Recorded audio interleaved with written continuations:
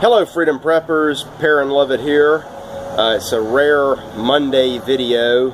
I saw the story break yesterday about the power failure at the Atlanta International Airport, and I thought about that. I said, well, I'm going to run that as one of my news headlines today, and I am. But I saw something early this morning that it's one of those things that I should have thought of, but I didn't, and I'm so glad that someone else did.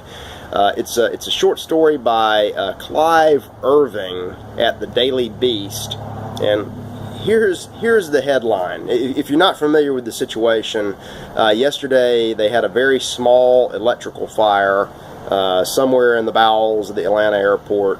And this very small fire, probably could have been contained right here where I'm sitting, did almost no damage, except it shut down the entire electrical system for the airport. Apparently they have a switch transfer redundancy system, but it was right there where the fire was, and it killed everything, and it took 6, 8, 10 hours to restore power. Thousands of people were essentially trapped. No electricity, no restaurants open, no lights, probably no water fountains, and all the vending machines were shut down. And that little train that runs from concourse to concourse, none of that was operational. So people were literally trapped, which raises an interesting point about preppers.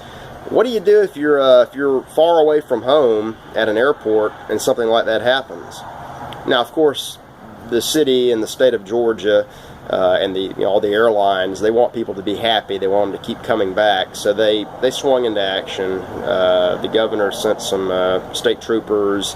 Chick-fil-A stepped in and actually provided thousands of meals on a Sunday. And Chick-fil-A is never open on a Sunday. This may be the only time in history, but they stepped in. They're the heroes of the day.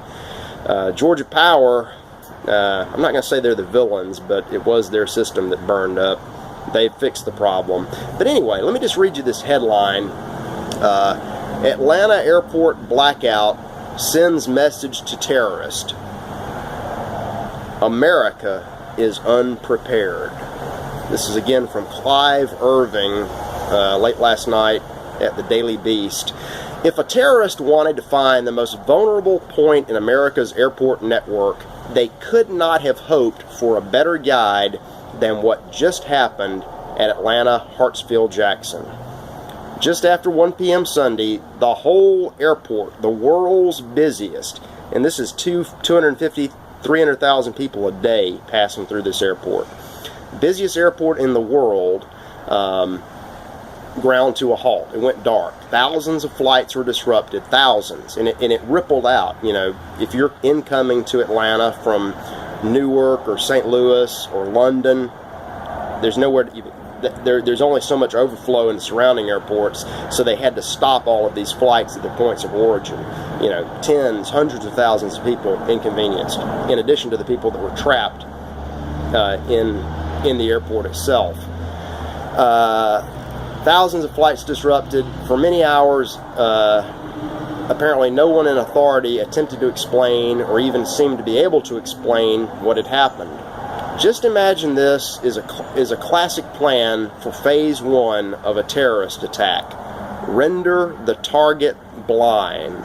None of the defenses are operational. Thousands of people trapped in restricted space without directions about how they can find an exit. As chaos spreads, nobody knows who to turn to for information. The communications blackout is as complete as the power blackout. I'm gonna post this story. In the United States, it will probably take a week to get schedules back in service, as scores of airplanes sat on the runway or at gates frozen for lack of power. The air crews ran out of their allowable time on duty. So it affected the power grid, the commercial aviation, communications, public morale, and also it screwed with the time logs that are FAA required for all these pilots. They sit on the ground for half a day, well, they can't fly the rest of the week. It's a ripple effect, and now that it comes at one of the busiest travel times, it's done substantial damage nationwide, and it even goes international. I saw a story, imagine this, I saw a story about a couple who was flying home to Pennsylvania. They live in Kenya. They flew from, I guess, Nairobi to Cairo or somewhere, then to Amsterdam to Atlanta. They were supposed to fly to Pittsburgh or Scranton, Philly, wherever. They get stuck. You've been flying for 2 days, and now you get stuck in this mess in Atlanta. And if you've been to that airport, you know that it's kind of a nightmare on a good day. This is just unimaginable. But I'm so glad Mr. Irving came up with this story. I'll post a link. Because it's one of those things we need to think about. You may have the best prepper plan in existence. You may have a retreat to run to. You might be ready to bug in. You may have your go bag with you all the time. But what if you've got to travel and this happens and you're there? This is something to think about, even if it's not a terrorist attack, and this was not. Next time it could be. This should be an eye-opener. I bet as soon as the dust clears today and this week, it'll be one of those things that's just forgotten. But not here, not at Freedom Prepper TV, where we bring you things to think about. Anyway, I'll let you get back to your Monday. Check out all the links this week and the stories at FP, and I'll see you Friday for the news.